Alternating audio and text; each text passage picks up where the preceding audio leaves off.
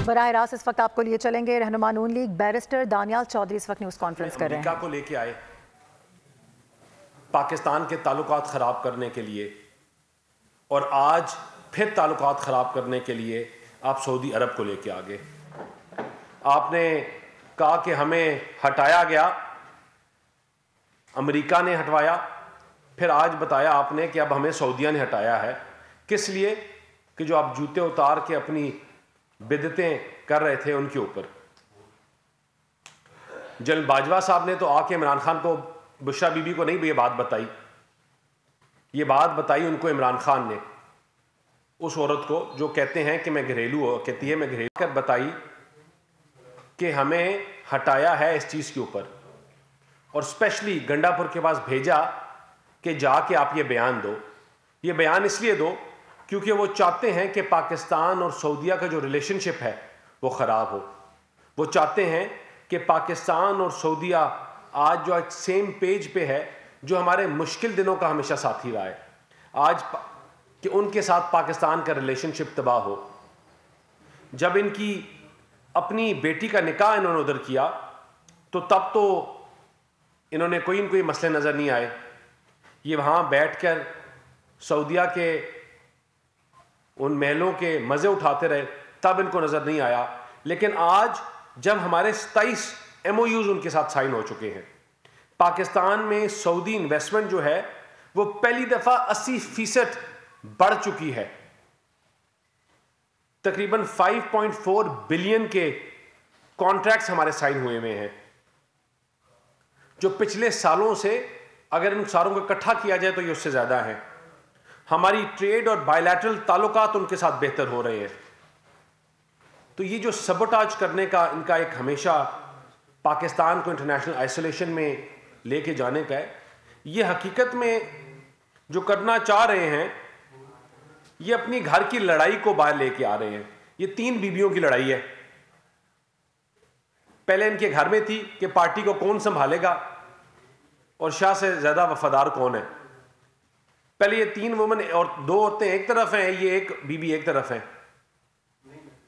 कि कभी वो अपनी स्टेटमेंट देती हैं और कभी दूसरी बहन एक स्टेटमेंट देती है। ये वही मुल्क के ऊपर स्टेटमेंट दे रहे हैं जहां से मदीना से लाई हुई घड़ी को इन्होंने बेचा और बेचकर पाकिस्तान को ह्यूमिलिएट किया और झूठ बोला कि इस घड़ी की कीमत क्या है, और उसके बाद उससे कारोबार किया। यह बड़ा अनफॉर्चुनेट है कि पाकिस्तान जब भी तामीर और तरक्की का सफर तय करने वाला होता है तो इनके पास कुछ नाजिल होता है और ये तकरीरें करने शुरू हो जाते हैं। अब कल का जो इनका प्रोटेस्ट है, SCO आया तो आपने एक ड्रामा लगाया। इन्होंने पूरी कोशिश की कि भाई हम ये पाकिस्तान को की तरफ ना जाने दें। इन्होंने पूरी कोशिश की कि SCO के टाइम पे ये मुल्क कंटेनरों से बंद हो, और जब अब परसों बेलारूस का प्रेसिडेंट पाकिस्तान में आ रहा है तो उसके विजिट को सबोटाज करने में शुरू हो गए हैं। ये कोई मतलब अवाम के लिए एक चीज सोचने की बात है, ये कोई इनके ऊपर कोई वही नाजिल होती है कि पाकिस्तान टेक ऑफ पोजीशन में हो। वो PIA की एयरलाइंस थी, एक स्टेटमेंट दी और आपके जहाजों की जो है, आपके सबसे बड़ी एयरलाइंस, उसको एक वरान बना दिया गया। ये कोई तो तसलसल है कि आपका मुल्क बेहतरी पर जा रहा है, वरान बस बना दिया गया। ये कोई तो तसलसल है कि आपका मुल्क जब बेहतरी की तरफ जा रहा होता है तो आप इस तरह की स्टेटमेंट्स देकर पाकिस्तान को धकेलने की कोशिश करते हैं, पाकिस्तान को कमजोर करने की कोशिश करते हैं। आज पाकिस्तान की जो मईशत है वो कभी भी इस पोजीशन में नहीं रही जहां थी। आज इनकी सियासी मौत है, जो कल का अपना ये इवेंट कर रहे हैं, वो इनकी सियासी मौत इसलिए है कि ये वो जमात है जो हाथ उठाकर दवाएं कर रही थी कि IMF के साथ पाकिस्तान का मुआहदा ना हो। अमेरिका में बैठकर ये प्रोसेशंस कर रहे थे कि IMF ने पाकिस्तान के गरीब बेरोजगार मजदूर के साथ काम किया तो हम ये मुल्क बंद कर देंगे, हम ये मुल्क चलने नहीं देंगे। और आज पाकिस्तान अपने पांव पे खड़ा हुआ है। पहले क्वार्टर में हमारी जो महंगाई की शरह है वो 22% से ड्रॉप होकर 12% पे आई, सिंगल डिजिट पे आई, सॉरी। इन्फ्लेशन जो है, जो नॉर्मल इन्फ्लेशन है, वो 22 से आकर 12 पे आई। आपके शरह सूद, उसमें कमी आई। सिंगल डिजिट में ये आपका की तरफ जा रहा है। कारोबार आपका रुका हुआ था। हम वो टाइम भूल गए हैं कि जब डॉलर 50-50 रुपए, 30-30 रुपए की छलांगे मारता था। यह पहली दफा हुआ है कि आपके मुल्क की मैशत जो है मुस्तकम होकर चल रही है, वो करेंसी आपकी स्टेबल चल रही है। सिंस 1947 आपकी स्टॉक मार्केट जो है उसने कभी भी 60,000 का फिगर क्रॉस नहीं किया। यह पहली दफा 95-96,000 इंडेक्स टच कर रही है। ये कहते हैं कि मुल्क में कोई पुरसाने हाल नहीं है, पाकिस्तान बुरे हालात में है, पाकिस्तान की जो चीजें हैं वो बद से बदतर होती जा रही हैं। लेकिन जब आप कागज उठा के खोलते हो तो आपको नजर आता है आईटी एक्सपोर्ट पहली दफा आपकी 3.2 बिलियन के ऊपर चली गई है, और जो अगले 3 सालों में 25 बिलियन तक जाएगी। ये अवाम के फ्यूचर का फैसला इस तरह होता है। इस तरह नहीं होता कि आप आकर हमला कर दो, अपने सूबे से बंदे लाकर, स्टेट मशीनरी इस्तेमाल कर कर, स्टेट के वसाइल इस्तेमाल करके आप फेडरल के ऊपर हमला कर दो और मुल्क को बंद कर दो, मुल्क को आग लगाने की बात करो। जो अभी सजाएं हुई 9 मई के लोगों की, उनमें से 6 पाकिस्तानी थे, 4 अफगान शहरी थे। आप लोगों के बच्चों के फ्यूचर के साथ खेलते हो। उन लोगों को आप पाकिस्तान में उनकी जिंदगियां तबाह करने पे लगे हैं। और ये वो लोग हैं जिनको इन्होंने खुद सिखाया और कहा, और उसके बाद कहते हैं हमारा इनके साथ कोई ताल्लुक नहीं है। इनकी हकीकत में सियासी मौत यह है कि आज पाकिस्तान बेहतरी की तरफ जा रहा है। ये कहते थे कि ओवरसीज पाकिस्तानी आपके साथ नहीं खड़े हुए। ये कागज उठा के देखें तो इनको बताओ कि आज अक्टूबर का महीना पहला महीना है जहां आपकी फॉरेन रेमिटेंस जो है वो 3.1 बिलियन में चल है एक महीने की। आपके फर्स्ट क्वार्टर में 11.8 बिलियन की फॉरेन रेमिटेंस आई है। वो इसलिए कि पाकिस्तान के इकोनॉमिक इंडिकेटर्स बेहतर हो रहे हैं, पाकिस्तान बेहतरी की तरफ जा रहा है। इनकी सियासी इन बीबियों का सियासी हदफ क्या है कि इमरान खान से लेकर आए मैसेजेस और पाकिस्तान में मायूसी फैलाएं, यहां के नौजवान लोगों को आप परेशान करें। आप बताएं कि यह मुल्क जो है दिवालिया और तबाही की तरफ जा रहा है, और आप ये नेगेटिविटी का मैसेज बोलते रहे सोशल मीडिया के थ्रू, पता नहीं और जितनी भी मीडियम्स हैं उनके थ्रू। ये है 5th जनरेशन वॉरफेयर। और इस 5th जनरेशन वॉरफेयर में आपके पास आके कोई बम और हमले नहीं करता, आपकी मैशत को टारगेट करता है। डे 1 से इनका जो टारगेट रहा वो पाकिस्तान की मैशत रही। स्टेबल पाकिस्तान को उठा के इन्होंने किधर भेज दिया। आज जो आप पिछले दिनों में प्राइम मिनिस्टर ने रिलीफ पैकेज अनाउंस किया था बिजली के सार्फिन के लिए, वो आपको हिस्ट्री में नहीं मिलता कि हमने इमरजेंसी के टाइम पे इमरजेंसी रिलीफ पैकेजेस बनाए जहां आपको पर यूनिट जो हाई एंड सार्फिन है 26 रुपए पर यूनिट तक आपको रिलीफ मिलेगा।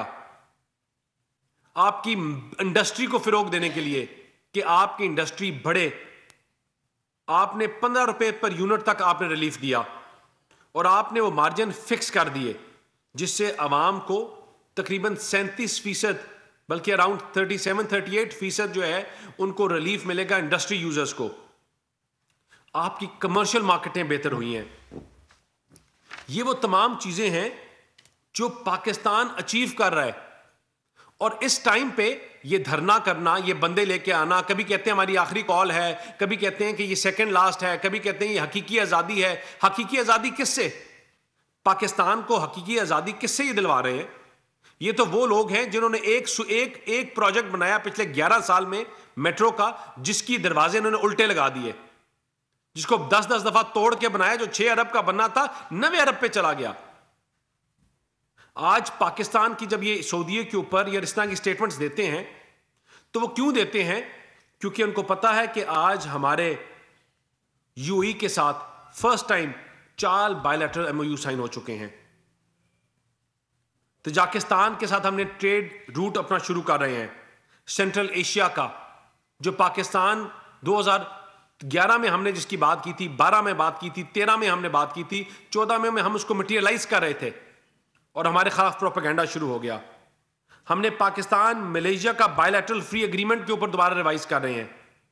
हम अबू धाबी के पोर्ट के साथ और पाकिस्तान की मैरीटाइम शिपिंग के साथ हमने नो कॉन्ट्रैक्ट साइन किए हैं। इन तमाम चीज़ों का जो इफेक्ट है वो आपको नजर आने शुरू हो जाएगा अगले कुछ महीनों में, और ये इनकी सियासी मौत है। हुकूमत कभी भी ये इजाजत नहीं देगी कि एक जत्था आकर इस्लामाबाद के ऊपर हमला करे, यहां के लोगों के ऊपर हमला करे, जलाओ घिराव करे and they go Scott free. इसके ऊपर सख्त से सख्त एक्शन लिया जाएगा, इसको स्ट्रांगली देखा जाएगा। आप अगर ये after the peaceful and protection act 2024 उसमें बड़ी क्लियर आपने वाज़ेह कर दिए तरीकाकार।